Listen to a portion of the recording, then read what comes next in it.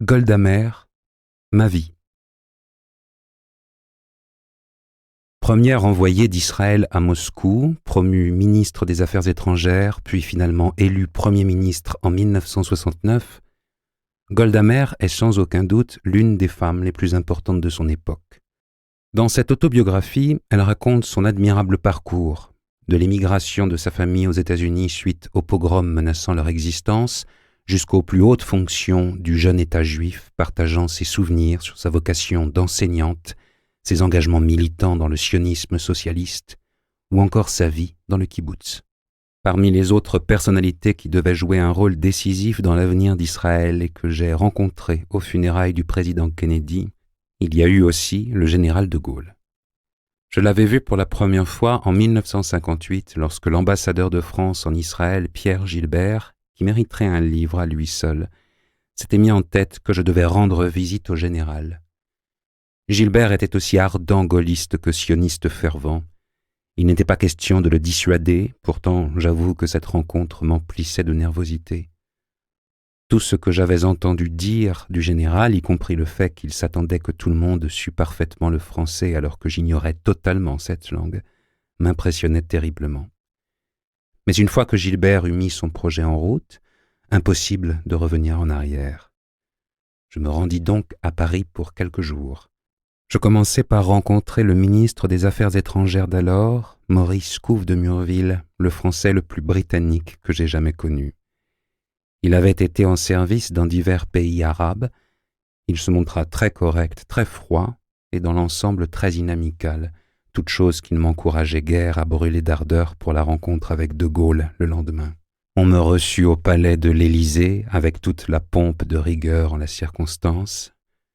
En gravissant le perron, j'avais l'impression de passer en revue l'armée française entière et je me demandais ce que tous ces gardes sous leur splendide uniforme pouvaient bien penser de moi en me voyant me diriger laborieusement et dans mes petits souliers vers le bureau du général.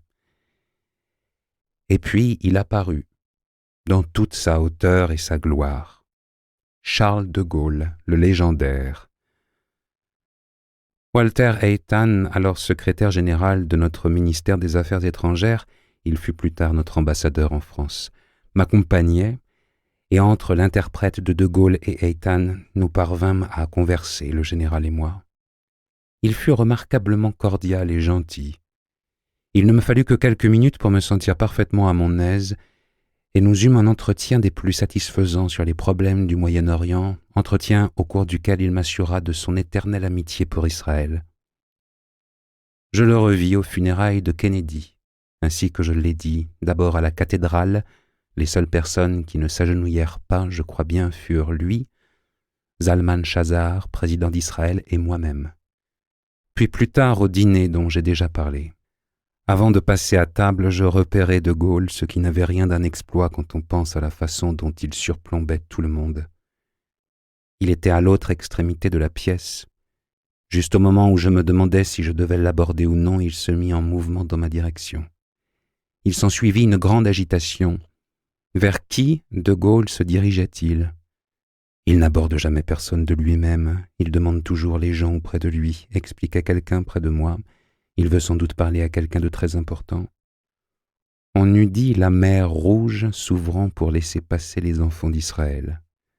De Gaulle marchait droit devant lui, et la foule s'écartait précipitamment. Je crus tomber à la renverse lorsqu'il s'arrêta en face de moi et fit quelque chose de véritablement sans précédent pour lui. Il s'adressa à moi en anglais. « Je suis enchanté de vous revoir, même en ces tragiques circonstances, » dit-il en s'inclinant.